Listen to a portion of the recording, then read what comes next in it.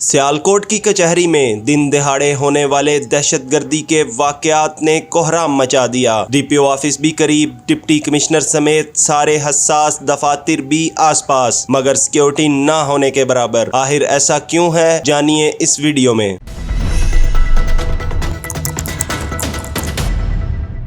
अस्सलाम वालेकुम नाज़रीन, उर्दू पॉइंट के साथ मैं हूं आपका होस्ट रहमान यूसुफ और हम इस वक्त मौजूद हैं सियालकोट कचहरी में, जहां पर सिक्योरिटी के नाकिस इंतजाम होने की वजह से आए रोज़ होने वाले लड़ाई झगड़े के वाकयात शिद्दत इख्तियार कर गए। गुज़िश्ता दिनों बार के रुकन पर होने वाले कातलाना हमले से वकला बरादरी भी अदम तहफ़्फ़ुज़ का शिकार नजर आती है। इससे कबल भी जिला कचहरी में फायरिंग और कत्लो गारत के वाकयात रोनुमा हो चुके हैं। इसी पर बात करते हैं सियालकोट बार की सीनियर क़यादत से कि वो इस पर क्या कहते हैं।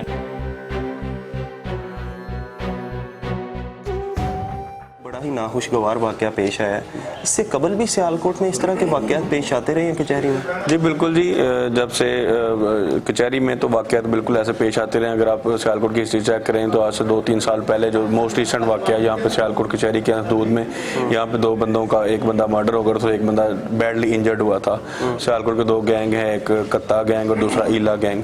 उनकी पुरानी दुश्मनी चलती आ रही थी। वो भी यहाँ पर अदालतों में सरेंडर करने के लिए अपना ट्रायल फेस कर रहे थे। उसके दौरान कोर्ट में से पेशी के बाद सबसे सॉफ्ट टारगेट लोगों के लिए, दुश्मन वालों के लिए होता है कि जब वो अदालत में आता है उसने तो बंदे ने आना ही आना है। और यहाँ पे सबसे बड़ी बात है, यहाँ पे वो प्राइवेट गनमैन, प्राइवेट गार्ड्स को साथ नहीं लेकर आ सकता, क्योंकि कोर्ट्स का डायक्रम होता है। अब कोर्ट के डायक्रम को जब फॉलो वो करते हैं और अपनी कोर्ट्स के पेशी के बाद जब फ्री होकर बाहर निकलते हैं तो वो मुखालफिन के लिए सॉफ्ट टारगेट होता है उस वक्त। ऐसा ही एक वाक्य जो पेश है कि जो मैं ये समझता हूँ कि हमारे कानून नाफिज करने वाले इदारों और पंजाब पुलिस के लिए बहुत बड़ा फेलियर है, सिक्योरिटी फेलियर है, कि वहाँ से हमारे एक वकील साहब जो अदालत में से पेश होके अपने बाकी खानदान के लोगों के साथ वहाँ से वापस आ रहे थे, रास्ते में उन पर हमला हुआ और पुलिस की कारकर्दगी मैं ये समझता हूँ कि ज़ीरो होने के बराबर थी, कि वहाँ पर पुलिस बड़े लेट पहुँची।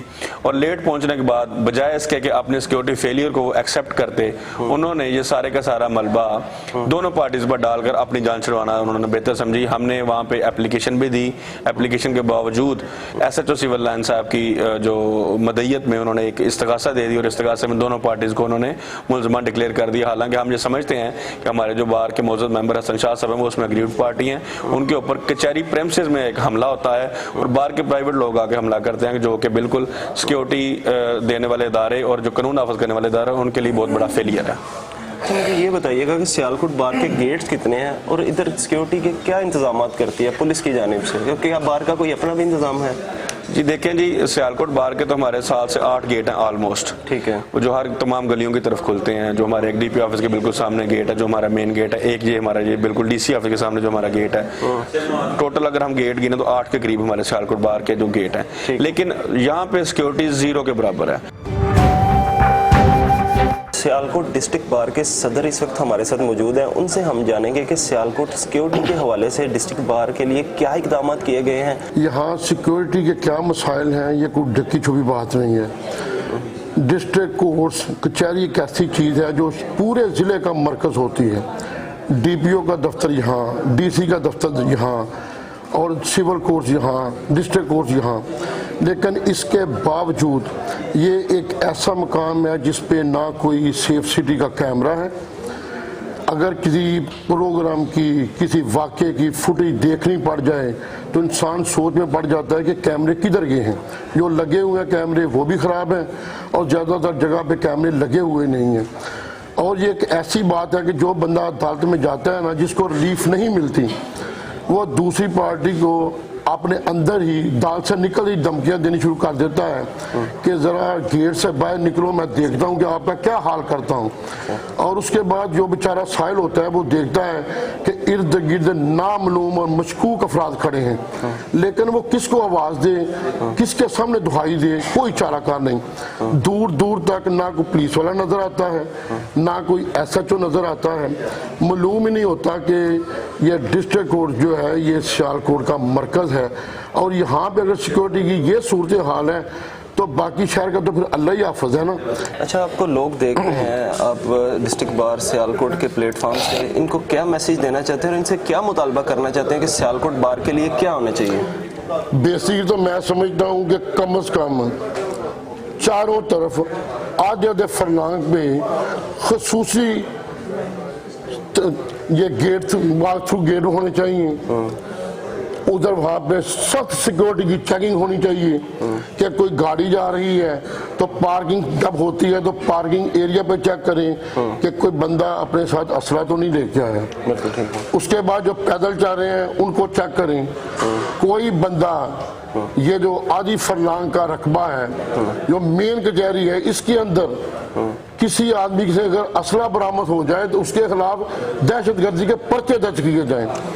मैं समझता हूँ कि अगर किसी एक दिन पुलिस ये ड्यूटी संभाले तो कम से कम सियालकोट कचहरी में 13, 20, 65 के 100 मुकदमे दर्ज होंगे। इस कचहरी के अंदर मुतद्दद बार आज से कई सालों पहले और आइंदा होने वाले अदवार में भी इस तरह के वाक़यात तवत्तर के साथ होते रहे।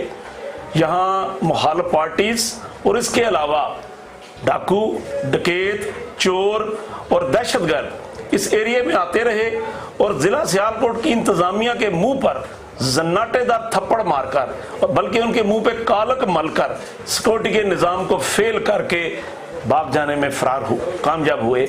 हम समझते हैं कि जब तक जिला सियालकोट जो कि अरबाब बस्तो कुशात को 3 शहरों के बाद कराची और फैसलाबाद और उसके बाद सियालकोट सबसे ज्यादा ज़र मुबादला कमा कर दे रहा है, आज जिला सियालकोट में किसी इंतजामिया की कोई हुकूमत नहीं बल्कि यहाँ कातलों, डाकुओं और मंशियात फरोशों की हुकूमत है। और ये खाली इनकी हुकूमत नहीं है बल्कि जिली इंतजामिया इन तमाम जराइम पेशा अफराद की बराह रास्त सरपरस्ती करती है जिसकी वजह से हर आदमी अदम तहफ़्फ़ुज़ का शिकार है।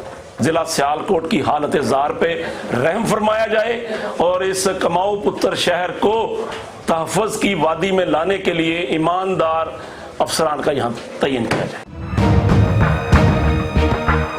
हाँ जी बिल्कुल, इस वक्त सियालकोट बार के सीनियर एडवोकेट सज्जाद हुसैन बेग साहब हमारे साथ मौजूद हैं। उनसे हम जानने की कोशिश करेंगे कि सियालकोट बार की जो सिक्योरिटी है उसके हवाले से क्या इंतजामात किए गए हैं। जहाँ तक सियालकोट बार की सिक्योरिटी का मामला है, इस मामले में अदम इत्मीनान है, इसलिए कि इससे पहले तकरीबन 2-3 साल पहले यहाँ पे बार के बिल्कुल सामने 2 लोगों को कत्ल किया गया और ये दिन के टाइम की वारदात थी। अभी तकरीबन हम लोग अदालतों में पेश हो रहे थे और सुबह सुबह ये वाक़या पेश आया।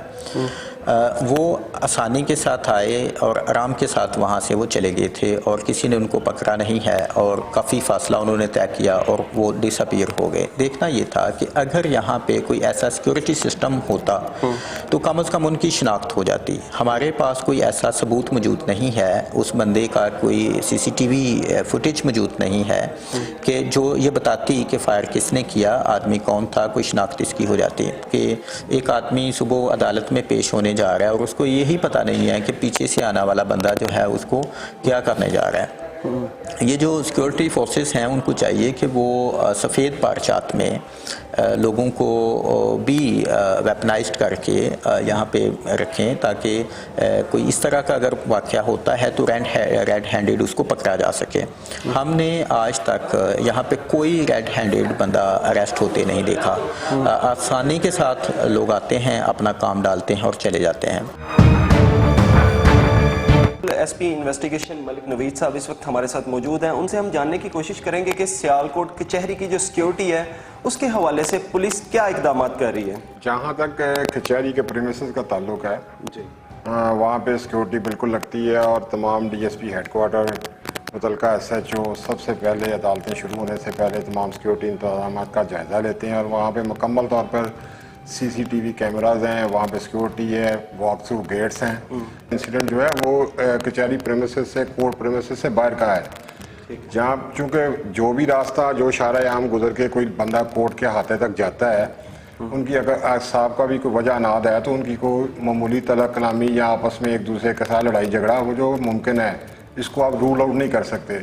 जहाँ तक पुलिस का इसमें किरदार है, पुलिस इसमें इंसदादी कार्रवाई करती है ताकि फरीकैन को पाबंद किया जाए कि वो लड़ाई झगड़ा ना करें। इंशाअल्लाह ताला हम ना तो इस चीज़ से गाफिल हैं और ना ही कोई सिक्योरिटी जो है उसमें किसी किस्म की कोई कमी है।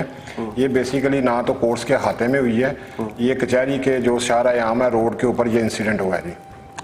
जी मुझे ये बताइएगा कि वकला हजरात ने इस चीज़ का इजहार किया है कि कचहरी के 7 गेट हैं, तो उस पर अमूमन जो वॉक थ्रू गेट हैं वो ख़राब नज़र आते हैं या उधर कोई सिक्योरिटी का खास इंतज़ाम नहीं है, जिसकी वजह से ऐसे वाक़यात जो है अक्सर औक़ात होते रहते हैं। इस बारे में क्या?